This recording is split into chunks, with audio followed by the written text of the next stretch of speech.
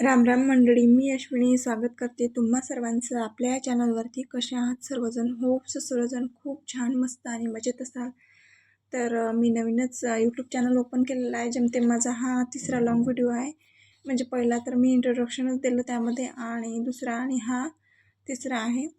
तर तुम्ही मला सपोर्ट करा, भरभरून प्रतिसाद द्या आणि चॅनलला सबस्क्राईब करा. आणि लवकरात लवकर आपलं चॅनल मॉनिटाईज कसं होईल यासाठी मी तर प्रयत्न करेनच, पण मला तुम्ही सपोर्ट करा. तर इथे ना सकाळीच नाश्ता वगैरे बनवणं झाला होता, तर त्याचाच मग राडा आवडायचा होता मला.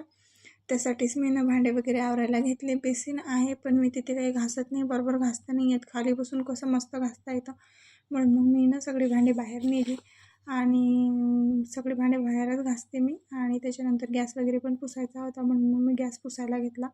कसं आहे ना, गॅस पुसला नाही तर समोरची कामं कोणती सुचत नाहीत. मला तर नाहीतच सुचत, कारण गॅस स्वच्छ असेल तरच बाकीची कामं आपण पटापट करू शकतो. आणि नंतर स्वयंपाकही बनवायचा म्हटलं तर गॅस स्वच्छच लागतो मला. आणि त्याच्यानंतर ना संध्याकाळच्या टायमिंगला ना संडे असल्यामुळे यांनी भाजी आणली होती, म्हणजेच की नॉनव्हेज आणलं होतं. तर त्यासाठीच मग ना त्यांनी आणलं आणि लगेच धुवायला घेतलं. ते म्हणत होते की मी लावून देतो, आणि त्यांना दुकानावर पण जायचं होतं, म्हणून मग त्यांनी ना नॉनव्हेज लावून दिलं कुकरला आणि ते दुकानात गेले. त्याच्यानंतर मग मीच ते शिट्ट्या वगैरे झाल्यानंतर गॅस बंद केला. आणि रेव बघा इकडे कशी मस्त खेळत होती, म्हणून मग म्हटलं की चला तुमच्यासोबत पण शेअर करावं. 11 महिन्याची आहे ती. तर ती ना मस्त अशी खेळत होती, म्हणून मग मी तिचा पण व्हिडिओ शूट केला. आणि त्याच्यानंतर ना मला जी काही भाजी आणली होती, नॉनव्हेज आणलं होतं, त्याच्यासाठीच मसाला वगैरे बनवायचा होता, म्हणून मग मी त्यासाठीच ना कांदा खोबरं चिरून घेतलं होतं आणि तेच ना तव्यावर भाजून घेतलं होतं. कांदा भाजून घेतला आधी थोडंसं तेल टाकून, आणि त्याच्यानंतर ना खोबरं पण भाजायला घेतलं. साईडला भात पण लावून दिला होता. गंजातच लावला होता आज भात. मी म्हटलं कधीतरी खावं गंजातलं पण, म्हणून मग गंजातच भात लावून दिला.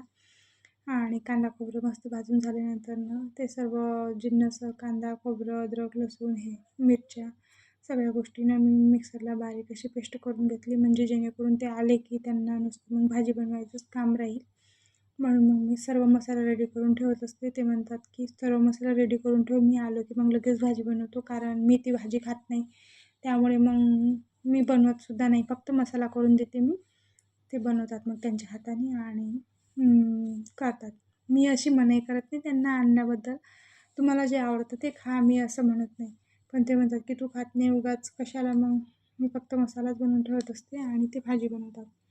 अशा प्रकारे जास्त आणणं पण होत नाही त्यांचं, कारण त्यांच्यामागं कामच खूप जास्त असतात.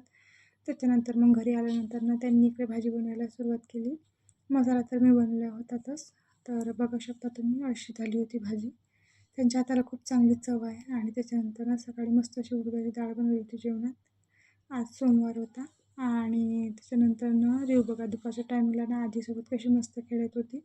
चला म्हटलं आता रेव खेळत आहे इकडे, तर मला ना बरेच दिवसापासून रेवसाठी ड्रायफ्रूटचे लाडू बनवायचे होते, पण त्याचा काही वेळच भेटत नव्हता मला, म्हणून मग राहूनच जात होते.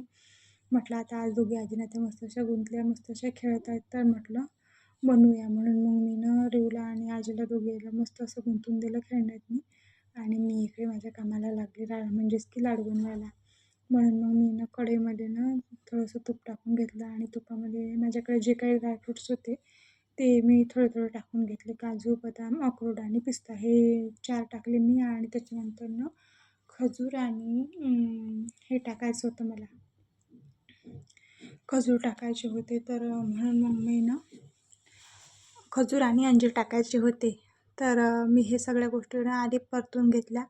आणि त्याच्यानंतर ना त्याच कढईमध्ये ना थोडंसं खजूर आणि अंजीर पण परतून घेतले. आणि सगळं परतून झाल्यानंतर ना थंड करायला ठेवलं. आणि थंड झाल्यानंतर त्याची बारीक पेस्ट काढून घेतली, म्हणजे अशी सुकीच पेस्ट काढून घेतली मिक्सरला.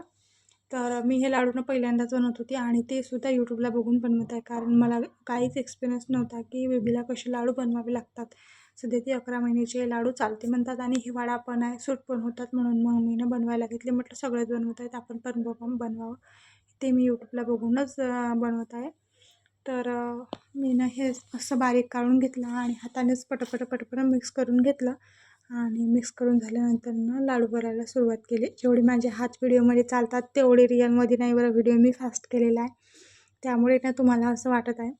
तर अशा प्रकारे फारसं मला काही माहिती पण नव्हतं त्याबद्दल. मी यूट्यूबला सर्च केलं आणि तो यूट्यूबचा व्हिडिओ बघूनच मी बनवला आहे. तर पटापट ना मस्त असे लाडू वळायला घेतले. मग आपल्याला पण वाटते की मुलांना द्यावं, म्हणून माझी पण खूप दिवसाची इच्छा होती की रोजसाठी म्हटलं लाडू बनवायलाच पाहिजे. म्हणून मग मी ना वेळच भेटत नव्हता एवढे दिवस, म्हणून आज वेळ भेटला म्हणजे वेळातला वेळ काढला मी आणि लाडू बनवले. आणि तिला बरंही नव्हतं, म्हटलं थोडंफार खाईल तर तिला बरं वाटेल. एक तर तिचं ऑपरेट झालेलं आहे लहानपणीच, जेव्हा की ती 1 दिवसाची 2 दिवसाचीच होती. तिसऱ्या दिवशीच तिचा जन्म झाल्यानंतर तिचं ऑपरेट झालं. त्यामुळे ना ती थोडीशी वीक आहे, म्हणून मग मी तिच्यासाठी आवर्जून बनवले. आणि हिवाळा पण आहे म्हटलं, मानेल पण तिला, म्हणून मग मी बनवायला घेतले. तर इकडे ना माझे पटापट लाडू बनणं चालू आहे आणि आजीना ते खेळत आहेत तिकडे बाहेरच्या रूममध्ये. आणि खरोखर तुम्ही मला सपोर्ट करा आणि मी कशी पुढे जाईल यासाठी खरोखर सपोर्ट करा. मी पण कोणी असेल असंच तर मी पण त्यांना सपोर्ट करेल, असं काही नाही. चॅनलला सबस्क्राईब करा आणि लाडू झाल्याबद्दल मी ना रिव्ह्यूला दिला. चला मग भेटू पुढच्या ब्लॉगमध्ये. सर्वात आधी तर मी तिला दिला आणि म्हटलं बघ कसं लागते, तर तिनं अशी काहीशी खात होती. हे बघून मला खूपच छान वाटलं. म्हटलं की आपण एवढ्या प्रेमाने बनवले आणि ती खात आहे ना, खूपच छान वाटलं खरंच.